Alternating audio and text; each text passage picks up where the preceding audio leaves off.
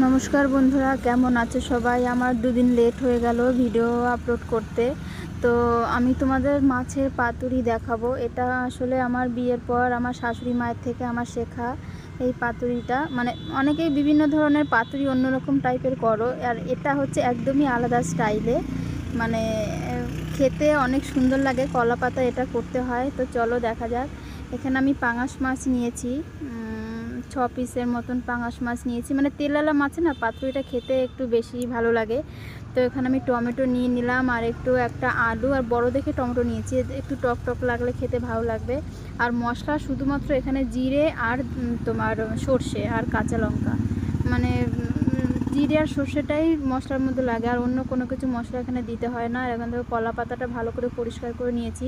তো পাতাটা পরিষ্কার করতে গিয়ে আমার ছিঁড়ে গেছে। এটা ম্যাক্সিমামই হয়, মানে পাতাটা যদি একটু বয়স বেশি হয় তাহলে ওটা শক্ত হয়ে যায়, আর ধোয়ার সময় না ছিঁড়ে যায়। তো ওটা টেনশনের কোনো ব্যাপার না। দেখো না, আটাটা একটু জলের মধ্যে গুলে একটু নরমভাবে গুলে নিতে হবে। নিয়ে যেখানে তোমার মানে ফেটে গেছে সেই জায়গাটা এরকম বন্ধ করে দিতে হবে। দিয়ে তারপরে তেল দিয়ে কলা পাতাটা সমস্ত জায়গায় ভালো করে তেল দিয়ে একদম মাখিয়ে নিতে হবে, যাতে মাছটা আর কি লেগে না থাকে। এমনি তেল না দিলেও হয়, কারণ এই যে মাছটা নিয়েছি এই মাছেই প্রচুর তেল থাকে, তো আলাদাভাবে নেওয়া লাগে না। তো এর মধ্যে আমি দেখো আলু, তারপরে তোমার টমেটো, আর হচ্ছে হলুদ, আর হচ্ছে অনেকটা বেশি, মানে যতটা লবণ লাগবে তার থেকে একটু বেশি পরিমাণ লবণ দিতে হবে, কারণ মাছের মধ্যে মশলার মধ্যে সমস্ত জায়গায় ভালোভাবে যাবে তার জন্য। আর তেলটাও একটু বেশি পরিমাণ দিতে হবে। তোমরা এখানে সর্ষের তেলও ইউজ করতে পারো, সর্ষের তেলে বেশি ভালো হয়। তো আমরা এখানে সাদা তেল খাই বলে বেশি করে, তো সাদা তেলটাই এখানে ইউজ করি। এবং মশলাটা মাছের সঙ্গে একদম মানে ভালোভাবে মাখাতে, যাতে ভিতরে একদম মাছের ভিতরে যেন লবণ টবণ ভালোভাবে ঢুকে যায়। মানে খুব সুন্দরভাবে মাখানোতেই কিন্তু টেস্ট হয়, এটা কিন্তু সত্যি কথার জন্য ভালোভাবে মাখাতে হবে। তো আমি এখানে একটা তাওয়া নিয়ে নিয়েছি। তো তোমরা এটা ফ্রাই প্যানে করতে পারো, ফ্রাই প্যানে বেশি ভালো হয়। আমাদের এটা হচ্ছে লোহা, তো তাড়াতাড়ি গরম হয়ে যায় আর কি, অনেকক্ষণ গরম থাকে।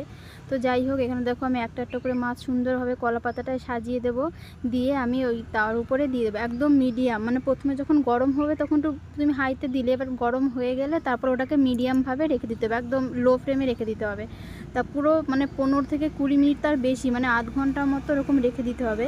আর এখানে প্রসেসটা হচ্ছে এই পাতাটাকে উল্টে দিতে হবে, মানে নিচের পাটটা তো হয়ে গেল, এবার ওটাকে তার উপরে পাতাটা দিতে হবে, কলা পাতাটা চাপা দিয়ে তার উপরে একটা থালা চাপা দিতে হবে, দিয়ে এটাকে ধরে মানে পুরো উল্টে দিতে হবে, ঠিক আছে? মানে কি বলবো, এটা মানে ওপাশটা হয়ে গেছে, এবার এপাশটা ভাজার জন্য এটা হচ্ছে একটা আলাদা টেকনিক। মানে এই টেকনিক আমার শাশুড়ি মাই আমাকে শিখিয়েছে, কিন্তু খেতে সত্যি অসাধারণ।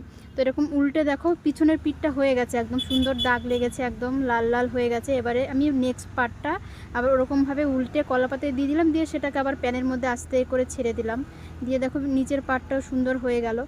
তো বন্ধুরা কি বলবো, মানে কলা পাতার রেসিপি, মাছের রেসিপি তো অনেক রকম খেয়েছো, কিন্তু আমার কথা মানে যদি ভিডিওটা দেখো তো এইভাবে আমার মতন একটু করে দেখো, খেতে সত্যি অসাধারণ।